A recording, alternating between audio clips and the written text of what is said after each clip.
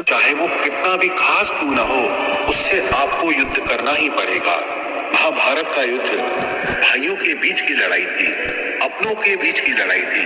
भगवान श्री कृष्ण ने अर्जुन को जो गीता का उपदेश दिया, उस पूरे उपदेश का सार ही यही था कि यहाँ कोई अपना नहीं है, क्योंकि ये आपके मन का अपनापन आपको सिर्फ दुख देगा जीवन में। क्योंकि जहां आप अपने मन का अपनापन जोड़ लेते हैं, वहां आप भावनाओं से कमजोर पड़ जाते हैं, वहां आपके साथ छल करना बहुत आसान हो जाता है, आपके साथ गलत व्यवहार करना बहुत सरल हो जाता है। क्योंकि जो पराया है उसे आप अपने साथ कभी गलत नहीं करने देंगे। जिसे आपने अपना माना ही नहीं, वो आपके साथ छल कर ही नहीं सकता। तो गीता का सबसे पहला उपदेश ये है कि इस अपनेपन के जाल में फंसकर मन की भावनाओं को कभी कमजोर मत होने देना। गीता का दूसरा उपदेश ये है, इस कलयुग में मांगने से भीख भी नहीं मिलेगी। इसीलिए इस बात को तो भूल ही जाओ कि सिर्फ मांगने भर से आपको आपका हक और अधिकार मिल जाएगा। यहाँ सब आपका हक छीनने में लगे हैं। अगर आप दाता दानी बनकर बैठ जाएंगे या थोड़ा असावधान हो जाएंगे तो लोग आपसे आपका हर हक छीन लेंगे। जिसके पास आपसे ज्यादा शक्ति होगी वो आपको आपका कोई हक नहीं मिलने देगा। कई बार आप कुछ लोगों से इतना दब जाते हैं कि आपको अपनी शक्ति और अपने हक का पता ही नहीं चलता।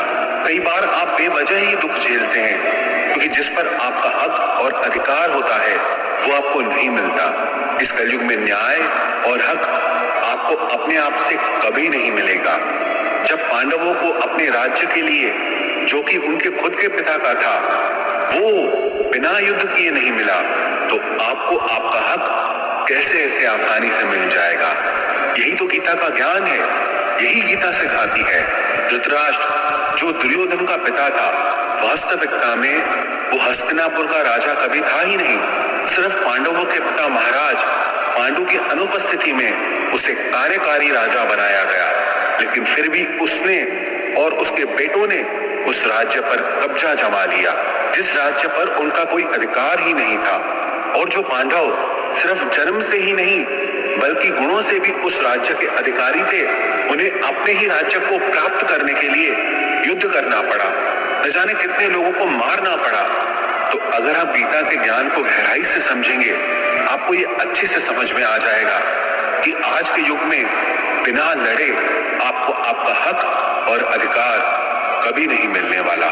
गीता की तीसरी शिक्षा ये है, किसी भी घर, परिवार या रिश्ते में प्रेम सिर्फ तभी रह पाएगा जब उस संबंध से जुड़ा इंसान सिर्फ अपने बारे में नहीं बल्कि दूसरों के बारे में भी परवाह करे। आजकल लोग रिश्ते तो बहुत जोड़ लेते हैं, पर प्रेम किसी भी रिश्ते में दिखाई ही नहीं देता। किसी को किसी की परवाह ही नहीं है। लोग अपने अहंकार और स्वार्थ में इतना डूब चुके हैं कि उन्हें कोई फर्क ही नहीं पड़ता। अगर रिश्ते टूटने हैं तो टूट जाए, चाहे रिश्तों में प्रेम की जगह एक दूसरे के प्रति नफरत हो जाए, पर कोई भी अपना अहंकार और स्वार्थ कभी छोड़ ही नहीं पाता। आप गौर करना, कोई भी नया रिश्ता इसी बात पर शुरू होता है, क्योंकि दो लोग एक दूसरे की परवाह करते हैं। अगर कोई इंसान सिर्फ अपने ही स्वार्थ और अहंकार से भरा हो और आपकी जरा भी परवाह ही ना करे, तो आप उससे रिश्ता जोड़ेंगे ही नहीं। और अगर आप किसी और से रिश्ता जोड़ना चाहते हैं तो आप भी उसे दिखाते हैं कि आपको उसकी कितनी परवाह है, कितनी वैल्यू करते हैं आप उसकी। लेकिन जिस तरह से लोग रिश्ते शुरू करते हैं, उस तरह से रिश्ते ना तो हमेशा चल पाते हैं और ना ही उनका अंत अच्छा होता है। महाभारत के युद्ध की भी यही कहानी है कि धृतराष्ट्र को सिर्फ अपनी परवाह थी, सिर्फ अपने राज्य की लालच, उसके लिए भरे पूरे शहर को क्यों न मरना पड़े, उसे उसकी कोई परवाह नहीं थी। कोई रिश्ता, घर, समाज, संगठन तब नष्ट हो जाते हैं जब वहां लोग एक दूसरे की परवाह करना छोड़ देते हैं। और परवाह सिर्फ वही इंसान कर सकता है जिसे अपने अलावा और भी लोग दिखाई देते हों। जो सिर्फ मैं करता है, सिर्फ अपने अहंकार में जी रहा है, वो कभी किसी की परवाह नहीं करता। इसलिए आजकल रिश्ते इतनी जल्दी टूट जाते हैं, क्योंकि किसी को किसी की परवाह ही नहीं है। लोग तो बल्कि कहते हैं कि जाता है तो जाए, हमें कोई फर्क नहीं पड़ता। जिस इंसान की सोच होती है कि मुझे कोई फर्क ही नहीं पड़ता, याद रखना एक दिन उसके भी होने या ना होने से किसी को कोई फर्क नहीं पड़ेगा, क्योंकि समय सबका आता है। कभी उनकी भी चलती थी जो आज बेचारे हैं, और कभी वो भी धूमिल होंगे जो आज सितारे हैं। हमेशा कोई चमकता नहीं रहता। इसीलिए गीता की यह शिक्षा याद रखना कि आप जिस चीज की परवाह नहीं करेंगे उसे एक दिन जरूर खो देंगे। फिर चाहे वो रिश्ता हो, समय हो, आपका स्वास्थ्य हो या फिर आपकी जिंदगी हो।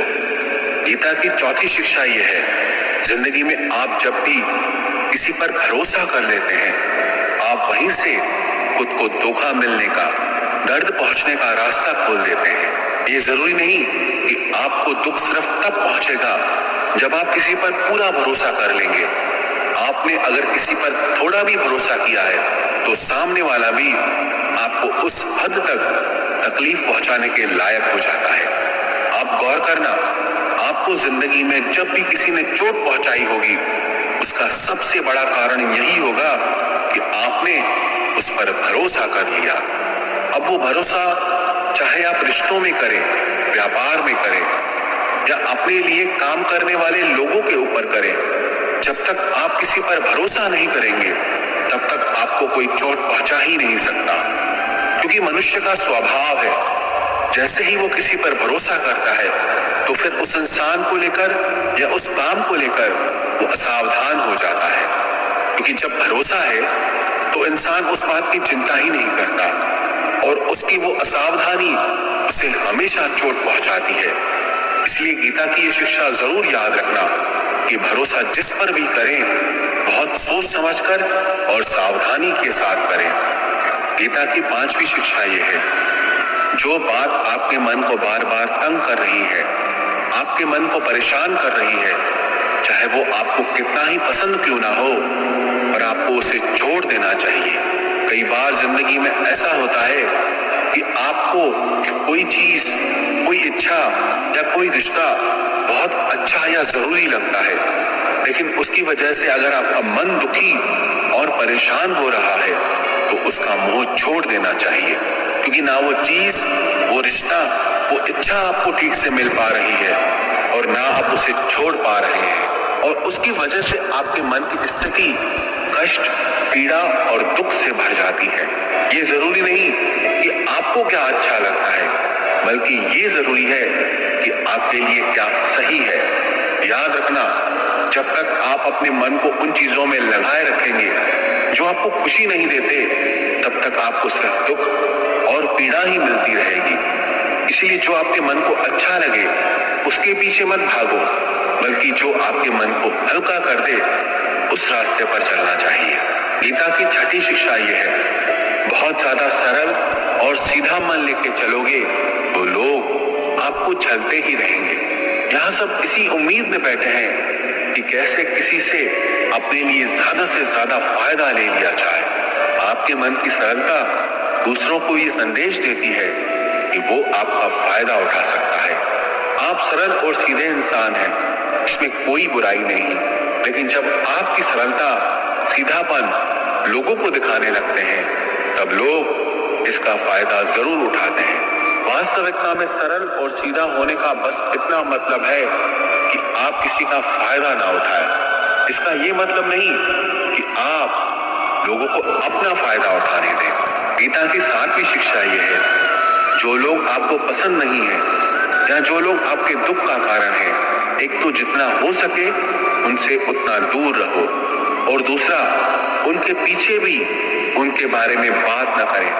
क्योंकि जब आप उस इंसान के बारे में ही बात कर रहे होते हैं, तब आप उस पीड़ा को अनुभव करते हैं जो उसकी वजह से आपको मिली है या मिल रही है। अक्सर ये गलती सब लोग करते हैं, जिसे वो सबसे ज्यादा नापसंद करते हैं उसी के बारे में सबसे ज्यादा बात करते हैं। और आप जितना उस इंसान के बारे में बात करोगे जो आपके दुख का कारण है, तो आप कहीं ना कहीं उससे अपनी भावनाओं का रिश्ता जोड़ कर रखे हैं, और आप उससे दूर होकर भी उससे जुड़े ही रहते हैं। तो चाहे अनचाहे आप उस दुख को बार बार जी रहे हो। तो इसीलिए जो इंसान आपको पसंद नहीं है या जो आपको तकलीफ देता है, खुद को उससे दूर कर देना चाहिए। गीता की 8वीं शिक्षा यह है, लोगों पर खुद को कुर्बान करना छोड़ दो। जब आप अपने आप को लोगों पर लुटा देते हो, बहुत ज्यादा परवाह करते हो या बहुत ज्यादा प्यार लुटाते हो, तब लोग आपको बहुत हल्के में लेने लगते हैं, क्योंकि आप इतना ज्यादा लोगों के लिए करने लग जाते हो। लोगों को लगता है कि हम कुछ करें ना करें, ये तो करेगा ही, और कोई कभी इस बात को लेकर याद नहीं रखता कि आपने उनके लिए क्या किया। ये दुनिया बहुत मतलबी है। यहाँ आप चाहे कितना भी किसी के लिए कुछ भी कर रहे हैं, पर लोग आपके सगे कभी नहीं होंगे। इसलिए लोगों के पीछे हद से ज्यादा नहीं पड़ना चाहिए या किसी की बहुत ज्यादा परवाह नहीं करनी चाहिए। अगर आप चाहते हैं कि लोग आपकी इज्जत करें, तो लोगों के पीछे कभी अपने आप को सस्ता मत बनाना। गीता की 9वीं शिक्षा यह है कि जिंदगी में अकेले चलना सीखो। चाहे आप किसी को भी कितना भी अपना मान लो, पर एक ना एक दिन वो आपका साथ छोड़ ही देता है, क्योंकि यहाँ किसी का कोई भरोसा नहीं।